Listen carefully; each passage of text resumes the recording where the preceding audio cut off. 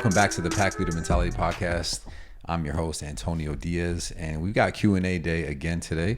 Yay. And this is what, did I say episode 4 already? Episode 4. All right, let's do it. Let's do it. What do we got? Let's roll right into it.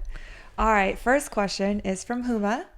Is it safe to use a prong collar for everyday walks, and can it hurt my puppy? So yes and yes. It's safe to have the prong collar on your dog. However, you want to make sure in terms of like hurting the puppy. Whenever I'm introducing a prong collar to a dog, I always start with what I call gentle pressure. So I like to introduce the prong to the dog. So you just want to make sure that you're not yanking the dog around. And honestly, this is I feel like a big problem with prong collars is that people think that they're supposed to be yanking their dogs around, and that's not true at all. When you have to understand that it's a training tool. So you don't put a prong collar on a dog to just go outside and like yank on it until they understand what they're supposed to do. There's techniques involved. You should be using it with the intention to teach your dog to not have to feel it. Like I tell all my clients, we don't want the dog to feel the prong collar. We use the prong collar to create this boundary in front of us and to the side of us and behind us so that they don't, lag behind or pull ahead or pull off to the side to sniff. And in addition to that, I would recommend focusing on rewarding your dog for being at your side. So what I tell my clients is the food or the praise is the tool that we use to encourage the dog to stay within that bubble. And the prong is the tool that we use to discourage the dog from going beyond that bubble. And we should use both of them in conjunction with each other. So, but yeah, there's nothing wrong with using it for everyday walks. In fact, there's nothing wrong with using it as a training collar beyond walks. So in the house as well. And you can hurt your puppy. And I'm not saying that you should be, but there's definitely potential to be hurting your dog if you're not using it correctly. So just be careful. And honestly, if you're really having doubts or concerns, I would recommend hiring a professional to help you. It may be possible that your dog doesn't even need a prong. So I'm actually going to piggyback off that question. Sure. Just to get a little bit more into detail of that. Is there an age range or like if it's a puppy, right? Like, is there a minimum age? Yeah, thank you. I would say for me, like 12 months, or 12 weeks. Okay. Yeah. I wouldn't have a problem putting a prong on a 3-month-old puppy. But again, it's not, and I'm sure people might be listening or watching this and like, oh my God, that's terrible. But the reality is regardless, the age is kind of irrelevant. It's more about the dog or the puppy. And also in my case, if I'm working with a client, it's about the client. A lot of times when I recommend prong collars, it's not necessarily for the dog, it's for the client because they're struggling having any ounce of physical control over their dog. So I just want to make sure that they can have that good control. And then I teach them how to use the prong collar effectively. So we're not hurting the dog and just yanking them around. Because again, that's not what it's about. Gotcha. So now, can the fit of a collar make a difference? Of course. We want to fit it high up on the neck, nice and snug. Occasionally, if because of the design of the prong collar, it can be a little too tight if you take too many links out. So I would say I would rather it be a little loose and then make frequent adjustments to the collar. And there's also little tricks that you can use like a zip tie and tie the chains together on the back of the prong. You can use a quick release, which I'm fine with. I know some trainers aren't, but I'm okay with it just as long as you double check your equipment and make sure that it's correctly fitted and secured. And of course, like backup collars as well. All right, let's move on. Patrick asked, what is a good book on dog psychology? I know you're a fan of books and you're always reading and taking your education to the next level. There aren't any books that I've read that are specifically, geared towards dog psychology. However, if I had to choose a book to talk about how dogs learn, it would be a book titled How Dogs Learn. So, it's simple. Yeah, right here. By Mary R. Birch, PhD, and John S. Bailey, PhD. Mary Birch actually is the director, I want to say, don't quote me on that, for the Canine Good Citizens for AKC. So this book talks about how dogs learn, and there's a lot of science behind. As a matter of fact, it's all science behind how they learn from a behavioral perspective. And I think that once you can understand this book isn't really for pet owners or guardians, if you will. It's more for trainers, but I would recommend that if you're really interested in understanding how dogs learn as a pet owner, as a dog owner, then get this book, because it really breaks things down. And once you, and this is the foundation for like everything, you know, you can read 100 different iterations of books that break it down and explain it in a different way. But this book right here is the fundamental that they're always coming from. It's this right here. So if you're going to read any book about how dogs learn in psychology, I would say How Dogs Learn is the book to do it. Nice.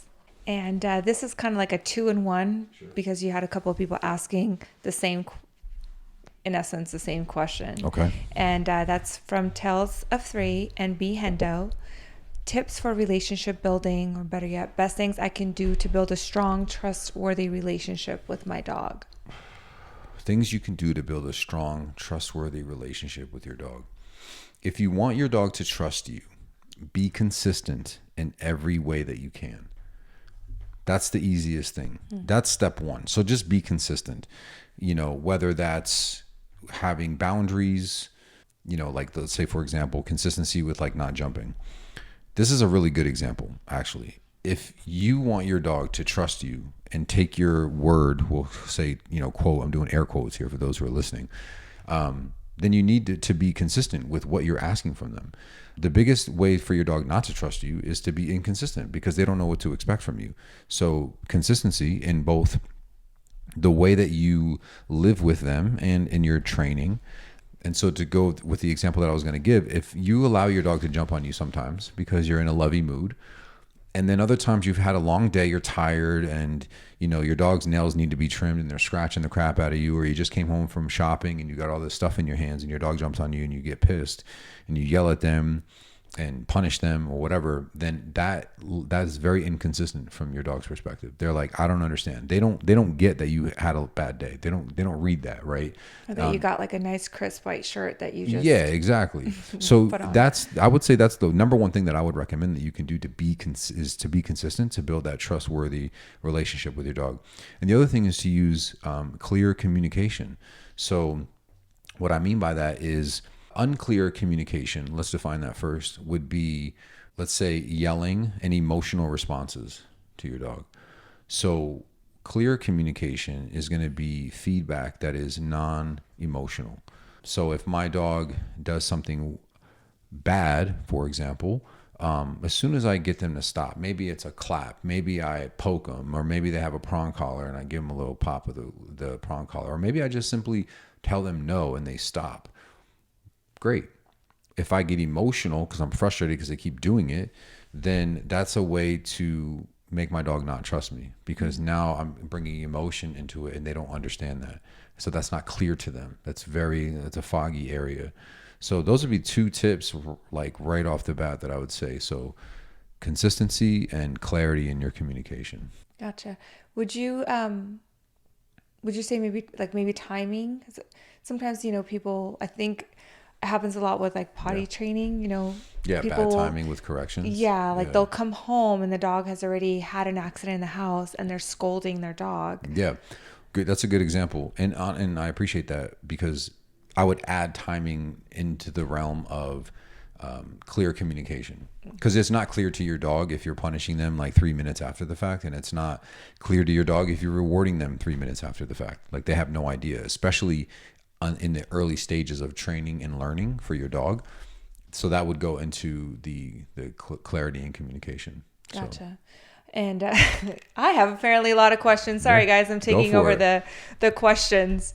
As far as dogs learn, I always forget. I know it's such like a short window of whether it's positive or or negative feedback that you have to provide. Yeah. What is that? Like seconds? 1.3 seconds. 1.3 seconds. Yeah. So and again, that's more specific to the learning phase. Like, for example, Brooklyn and Logan, if I put them on place and they're on place, let's just say for 5 minutes, and then I'm in the kitchen, and then one of them wanders off, and I don't catch them for like 30 seconds or a minute, and then I see them, and I'm like, they would know why, because they understand. I've worked with them, So much. yeah, so much, and they know the rules, they know what's going on. So I don't believe that they would not get it. But if I'm just teaching them and they get off the bed, I'm not going to correct them, right? I'm not going to, implement any forms of punishment, so to speak. I'm going to, grab the leash and guide them back onto the bed very calmly. And I'm just going to recognize that I dropped the ball there and I should have been paying more attention. So there's been, studies about that time window, and dogs still have the ability to understand what's going on, and let's say why they're being rewarded or why they're being corrected. The problem is that it varies with each dog, and also the further you get from that 1.3 seconds, the less likely they're going to understand it. So it's just so much better for training and for the learning process for the dog to be given the communication, whether it's a reward or a correction, as close as possible to that window, or to the onset of the unwanted behavior, or to the completion of the wanted behavior. Since you mentioned jumping, I'm gonna actually jump into our next let's question. do it. Pun intended. It's from Charlotte. Could you cover jumping up at people? Our puppy is 1 year old, and it's like living with a hairy tiger. Yeah. Okay. So, number one, when it comes to jumping, there's a couple of things that I always recommend people do. So first and foremost, let us look at the human error that is more than likely taking place. Not to blame anybody or make some assumptions. If I'm incorrect, I apologize. But most people, when they complain about jumping, on one hand, they don't want jumping. But on the other hand, their dog jumps on them, or guests, and the guests or the people, the owners, are like happily petting their dog. So again, we pushing them off. Yeah, so we have to be consistent. So that's number one. So don't reward your dog for jumping sometimes and then expect them not to do it the other times when you don't want them to do it. In addition to that, have control over the people that come into your house, or the people that your dog is meeting. If I'm going to have my dog meet a stranger, and I would tell them, hey, we're working on jumping, please stop petting them if they jump on you. Right? So that I have to make that very clear, because I don't want to be giving my dog feedback to not do it, like a correction, while the person is simultaneously continuing to pet my dog. Yeah, it's not fair to the dog. Yeah. So that's number one. So make sure that we're not reinforcing the behavior. Number two is ask your dog to do a behavior like sit in order to get the affection that they're looking for. And then after that, I would implement a correction, right? And all these things can be combined. So you don't necessarily have to focus on a sit, because I'll be honest with you, as a balance trainer, I've met plenty of dogs that their jumping is ridiculous. They are just so persistent, and you can stand there until you're freaking 80 years old trying to get the dog to not jump on you. This whole like turn your back and all that stuff. Like, this is nonsense. Yeah, your back is scratched. It's like, well, tell grandma to do that. You know what I mean? She's got old skin and she's going to bruise easily and get scratched up. Like, it's ridiculous. So my thing is this: if I have a dog that's really persistent and really pushy with jumping, I'm going to give them a correction. I'm going to lead with a correction and say, knock that off. But I am also going to make sure that I'm not reinforcing it, and that I'm asking the dog for a sit. So I'll correct the dog and I'll tell them sit, or at the very least, all four paws have to be on the ground in order to get affection. And I'm going to be consistent through and through with that. And I'm going to make sure that anybody that interacts with my dog understands those rules. If you're a family member or a friend and you love dogs and you don't mind, well, then my dog's not going to interact with you, because I mind. And I'm trying to get them to stop doing that. The other thing that I recommend when it comes to actually giving a correction is, believe it or not, is keep a loose leash with your dog. In other words, don't try to hold your dog back. Allow your dog to make the decision and then give them a consequence. Now, for me, when I'm using a leash and I'm correcting a dog for jumping, I'm going to do one of two things. I'm going to use a quick pop down and back. So the dog jumps up, I have the leash in my hand, and I kind of think of like if you're skiing, right? But obviously just using one arm, that down and back motion that you would use if you're trying to propel yourself on skis with the poles. So it would look something like that. The other thing that I would do is potentially grab the leash and go straight up with the leash.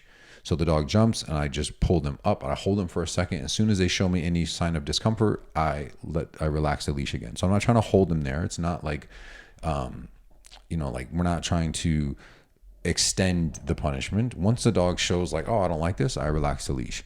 But I'm going to be consistent with that, right? So, and I've met some dogs where, they really don't need a strong physical correction. If you learn to give the dog affection at the right times, ask them for a sit, being proactive, you can get away with not giving them a physical correction. But I've met plenty of dogs that benefit greatly from a physical correction because they're so persistent.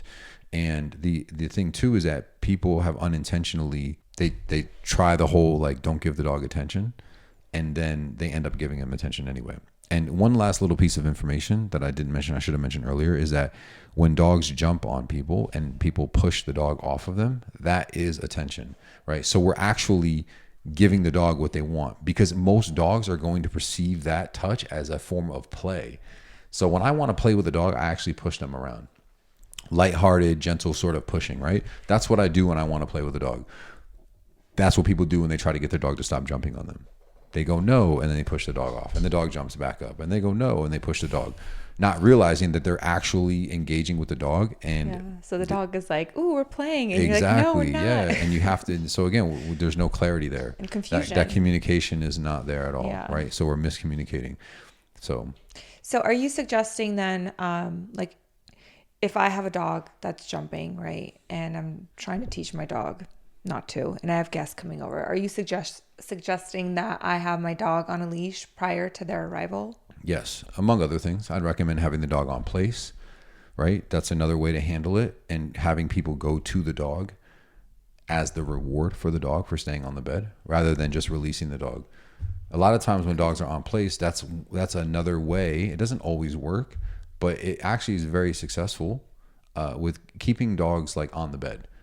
So they don't jump up on people. Mm-hmm. So they're used to being on the bed. They understand to like keep their paws on the bed. So that can help too. And also give them that time to like relax and like and calm get down. Over that excitement. Exactly. But but if I'm going to like let the dog off the bed and interact with people, it's 100% going to be on leash until I can get consistency with the responses from the dog. When I see them time and time again, responding well to people, staying with their paws on the ground. And I always tell my clients, like, I don't care if the dog's excited, let him be excited. To a degree, right? If it's so much excitement that it always ends up into a jumping, that's a little bit different. But generally speaking, I don't mind the wiggle butt. Be a little excited. Yeah, I'll pay you. That's cool. But you can't jump. So that's the action that gets corrected. That's the action where, we take action immediately following that. So I hope that helps. I think that's it for today. Right, cool. Let's wrap it up. Yeah, well, thank you guys so much for joining in. And we look forward to having some more Q&A. If you'd like to submit your questions, you can do so on my Instagram page at Leader of the Pack LV, and through email, info@leadyourpacklv.com. We look forward to hearing your questions and helping you out in any way that we can. We'll see you guys next time. Until next time. Peace.